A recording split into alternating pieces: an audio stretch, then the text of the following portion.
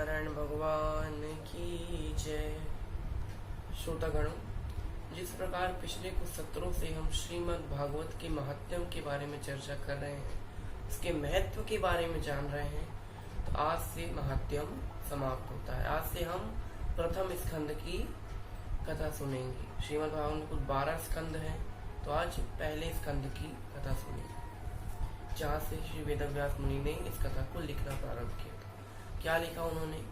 नैमिषारण्य नाम के तीर्थ में श्री शौनिक ऋषि 88,000 ऋषियों को लेकर सूत जी के पास आते हैं। कलयुग के निवारण के बारे में पूछते हैं। यहाँ सूत जी श्रीमद् भागवत को कलयुग का निवारण बताते हैं। यहाँ वो श्रीमद् भागवत सुनने की इच्छा प्रकट करते हैं, तो उन्हें वो भागवत सुना रहे हैं। तब यहाँ शौनिक ऋषि कहते हैं, महाराज हमें भगवान के अवतारों के बारे में बताइए। यहाँ सूत जी अवतारों के बारे में बता रहे हैं। यहाँ बताते हैं कि जब भगवान इस सृष्टि में कुछ नहीं था, जब सृष्टि ही नहीं थी, केवल चारों ओर अंधकार ही अंधकार था, एक छोटी सी पुंज मात्र भी नहीं था, तब श्रीमन नारायण का प्रादुर्भाव हुआ। उन्होंने एक साकार रूप धारण किया, क्योंकि निराकार रूप में सृष्टि की रचना नहीं हो सकती। उन्होंने एक साकार रूप धारण किया और क्षीर सागर में कई वर्षों तक योग निद्रा का प्रसार किया। योग निद्रा का प्रसार किया। उसी समय उनकी नाभि से एक कमल निकला, उससे श्री ब्रह्मा जी का प्रादुर्भाव हुआ। अच्छा, यहाँ पे ये जो अवतार है महाराज भगवान का, ये बड़ा दिव्य अवतार है। यहाँ जो दिख रहा है अवतार आपको, ये उतना दिव्य नहीं है। भगवान के उस दिव्य अवतार की कोई कल्पना भी नहीं कर सकता। तो फोटो खींचना तो अलग बात है, बनाना, लेकिन उसे कोई कल्पना नहीं कर सकता। क्यों नहीं कर सकता? उस अवतार में भगवान की हजारों आंखें, हजारों सर, हजारों कान, हजारों नाक, हजारों हाथ हैं, हजारों पेट हैं, हजारों पाँव हैं, हजारों जंघाएं हैं। तो उसकी कल्पना नहीं कर सकते, इसलिए वो रूप नहीं दिखता भगवान। इसी महारूप से आदि अन्य रूपों के बारे में प्रसार हुआ है, आदि अन्य रूप बने। चलिए, भगवान ने जो पहला अवतार लिया वो सनकादिक मुनियों के बारे में लिया। हम पिछले सत्र में बता चुके हैं कि सनकादिक मुनि कौन थे। ब्रह्मा जी के 4 मानस पुत्र। अच्छा, यहाँ जब ब्रह्मा जी सृष्टि की रचना करने वाले थे, रचनाकार ब्रह्मा जी को दिया गया, पालन श्री हरि नारायण करते हैं और संहार भोले बाबा। तो यहाँ जब ब्रह्मा जी सृष्टि की रचना के उद्देश्य से भगवान की बहुत घोर तपस्या की, भगवान उनसे प्रसन्न हुए।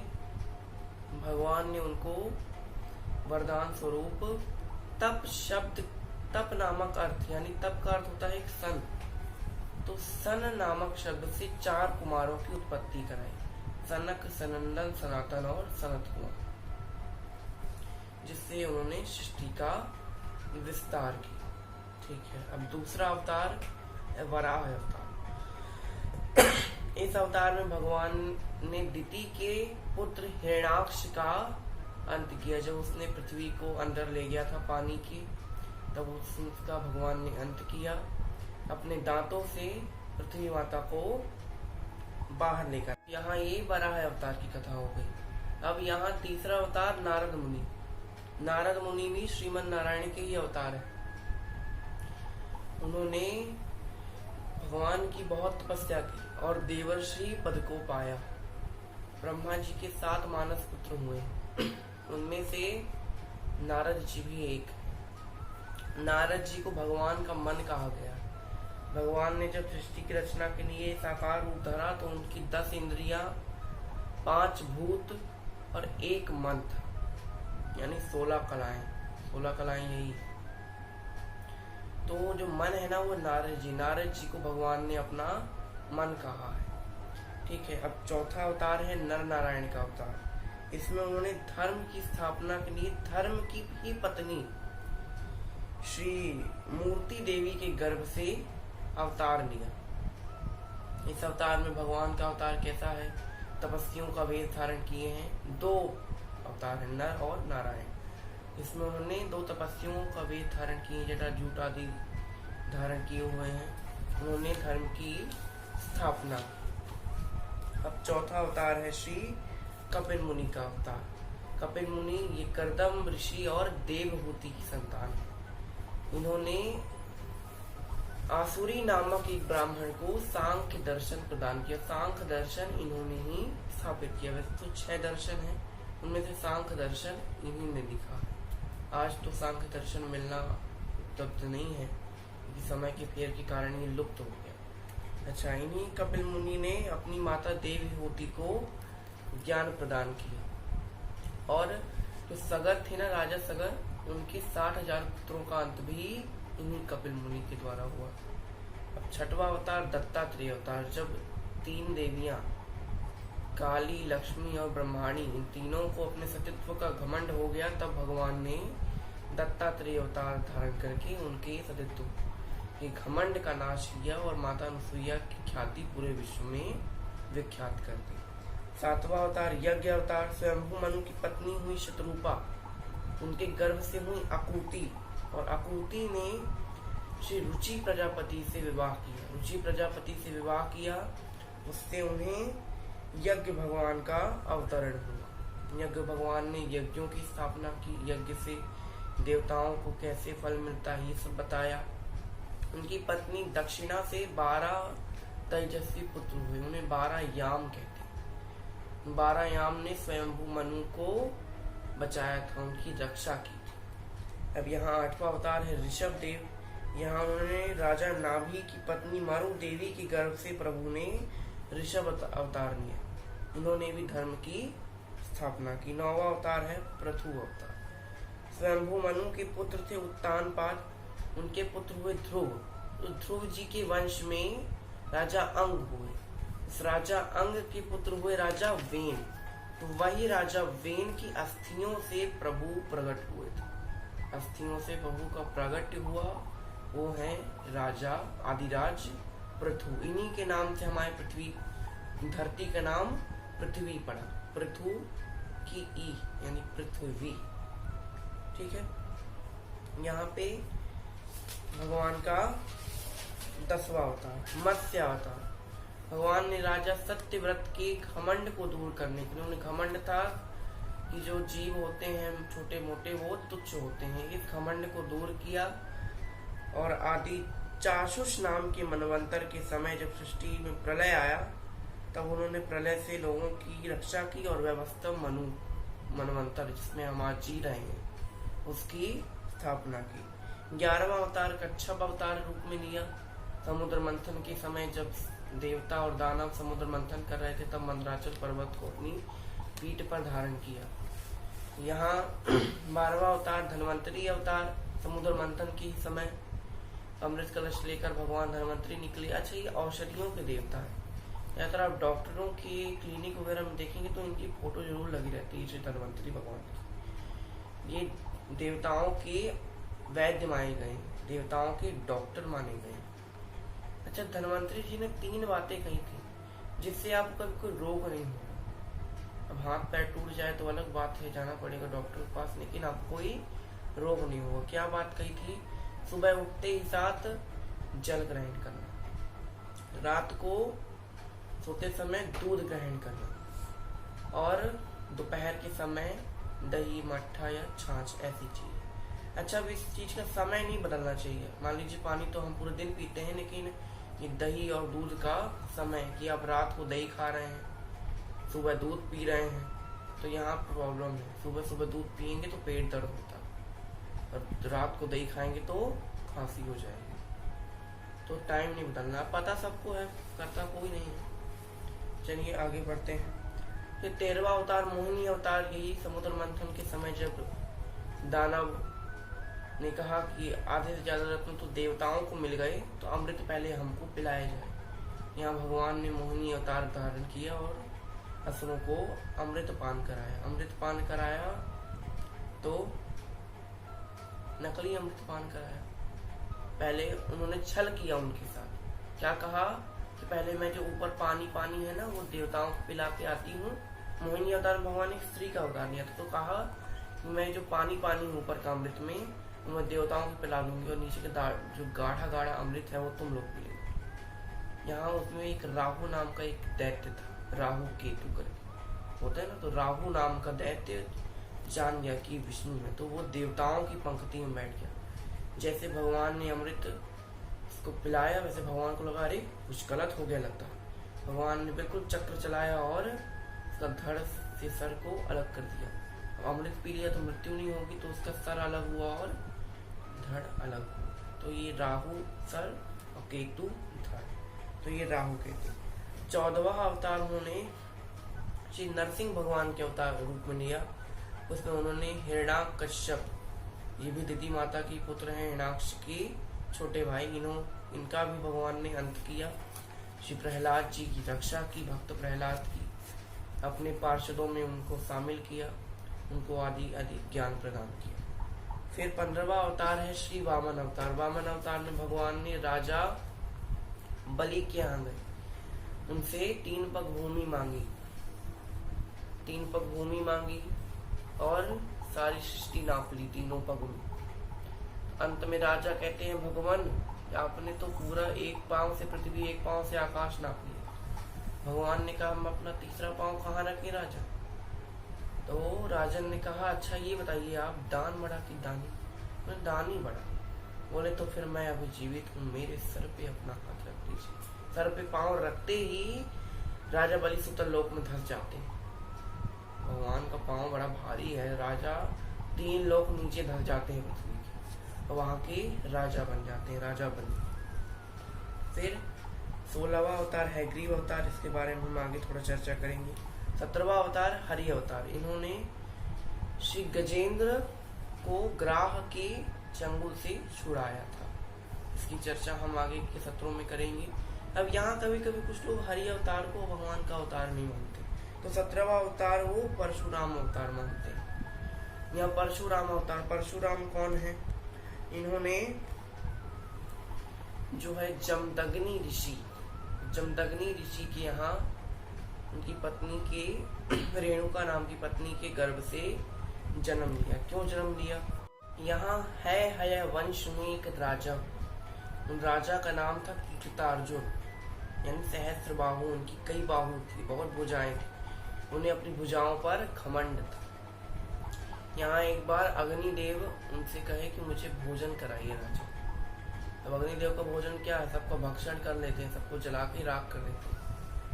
कहा कि राजन आप भोजन कराइए। अहंकार और उन्होंने कहा ये जो सारी पृथ्वी है ना ये मेरी है, कहीं पे भी जाके भोजन मांग लो। यहाँ अग्निदेव सबको जलाने लगते हैं। तो यहाँ एक ऋषि वह कैसा कुछ नाम था उस ऋषि का, मुझे ध्यान में नहीं आ रहा है, ऐसा कुछ नाम ही था। तो उस नाम के ऋषि तक वो अग्नि पहुंचती है, तो श्राप देते हैं कीर्तितार्जुन को, सहस्त्र बाहु को, कि भगवान परशुराम तेरा अंत करेंगे। यहाँ परशुराम उसके सहित कई क्षत्रियों का अंत करते हैं और अपने गुरु कश्यप मुनि को ही सृष्टि दान कर देते हैं, ब्राह्मणों को सृष्टि दान कर देते हैं। इस प्रकार अब 19वां अवतार या 18वां बोलने व्यास अवतार हुआ। ये पराशर और सत्यवती के गर्भ से उन्होंने जन्म लिया। वेदों की रचना की। जब उन्होंने देखा कि मनुष्य वेद ग्रंथ आदि से दूर जा रहे हैं, ज्ञान मार्ग से दूर जा रहे हैं, तो उन्होंने वेदों की रचना की, शास्त्रों की रचना की, पुराणों की रचना की और धर्म की संस्थापना की। फिर 19वां या 20वां कह लें हंस अवतार, इसके बारे में भी हम आगे चर्चा करेंगे। फिर 21वां अवतार श्री राम अवतार में लिया। मर्यादा पुरुषोत्तम श्री राम ने रावण वध के लिए उन्होंने ये अवतार लिया, सभी इसकी कथा जानते हैं। फिर 22वां अवतार श्री बलराम के रूप में। अब यहाँ जो श्री हरि है, कुछ लोग श्री हरि को अवतार नहीं मानते, कुछ लोग बलराम जी को अवतार नहीं मानते। जो लोग बलराम जी को अवतार नहीं मानते वो लोग श्री हरि को 17वां अवतार कहते हैं। जो लोग बलराम जी को अवतार मानते हैं वो लोग श्री हरि को 17वां अवतार नहीं कहते, वो लोग 17वां अवतार परशुराम को कहते हैं। परशुराम से फिर व्यास, श्री राम और फिर बलराम। यहाँ बलराम जी माता रोहिणी की गर्भ से उत्पन्न होते हैं। ठीक है। अब यहाँ प्रभु का 22वां अवतार श्री कृष्ण अवतार। इनमें तो भगवान ने कई लीलाएं की, हजारों लीलाएं की भगवान ने। कंस का वध किया, द्वारिका नगरी गए, कई विवाह किए, गीता का मार्ग प्रशस्त किया, आदि आदि उन्होंने कार्य किए। फिर 23वां अवतार है श्री बुद्ध अवतार। राजा अजन के पुत्र, मगध देश के राजा थे अजन, उनके पुत्र के रूप में उन्होंने कलयुग में ही अवतार लिया और सबको ज्ञान मार्ग की ओर ले गए। 24वां अवतार जो भी नहीं हुआ, कौन सा? कल्कि अवतार, वो कलयुग के अंत में होगा। जब ब्राह्मण शूद्र जैसा व्यवहार करने लगे हैं, शूद्र ब्राह्मण बन जाएगा, क्षत्रिय वैश्य बन जाएगा, जब सब अपने अपने धर्मों को त्याग देंगे, तब भगवान श्री कल्कि अवतार रूप धारण करेंगे। आजकल तो कई लोग ऐसे हैं जो अपने आप को कल्कि अवतार बता रहे हैं। कुछ लोग कहते हैं महाराज कि भगवान नहीं आते। पहले के जमाने में भगवान आया करते थे, लोगों के पास बुलाने पड़े जल्दी जल्दी आते थे। अब क्यों नहीं आते? क्यों नहीं आते? क्योंकि आज आप रोड में चले जाओ, 10-12 भगवान तो ऐसे ही चल फिर रहे हैं। मुझे तो डर है कहीं कोई लोग ये ना बोल दें अगले जमाने में अपने नाम के आगे, सरनेम के आगे भगवान कुछ भी लगा दे, रमेश भगवान, सुरेश भगवान, ज्ञानी भगवान, ऐसे ऐसे। अच्छा, अब यहाँ हमने कहा था हैग्रीव और हंस अवतार, यही 2 अवतार है जिनकी चर्चा श्रीमद् भागवत में नहीं। हैग्रीव अवतार कौन है? यहाँ हैग्रीव नाम का एक राक्षस था, वो बड़ा उपद्रवी था। उसने श्री नारायणी, श्री माता वैष्णो देवी से वरदान मांगा, केवल उसके जैसा ही कोई हैग्रीव, हैग्रीव मतलब घोड़ा है यानी घोड़ा, ग्रीवा यानी गर्दन, घोड़े की गर्दन वाला ही कोई जीव उसका अंत कर सके। उसे पता था कि उसके जैसा कोई जीव इस दुनिया में नहीं है। अब यहाँ बड़ा उपद्रव मचाने लगा, देवताओं को परेशान कर रहा है। यहाँ देवता भगवान के पास आते हैं, उनकी स्तुति करते हैं। यहाँ भगवान उसके ही जैसा अवतार बना के घोड़े की ग्रीवा और धड़ मनुष्य का ऐसा रूप बना के जाते हैं, उस दानव का संहार करते हैं। फिर हंस अवतार, हंस अवतार में उन्होंने ब्रह्मा जी को ज्ञान प्रदान किया। 4 श्लोकों में श्रीमद् भागवत की कथा सुना दी उन्होंने, तब ब्रह्मा जी तृप्त हो गए। यहाँ ये दोनों चरित्र हुए। देवता भगवान की वही स्तुति करने लगे जो नारद जी ने, संकादिक मुनि ने पहले की थी।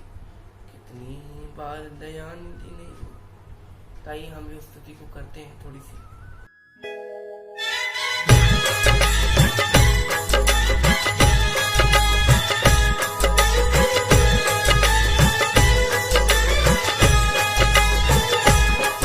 कितनी ही बार दयानिधि ने, कितनी ही बार दयानिधि ने संसार को आके उबार लिया। जब जब धरती पर धर्म घटा, तब तब प्रभु ने अवतार लिया। करो हरि दर्शन, करो हरि दर्शन, करो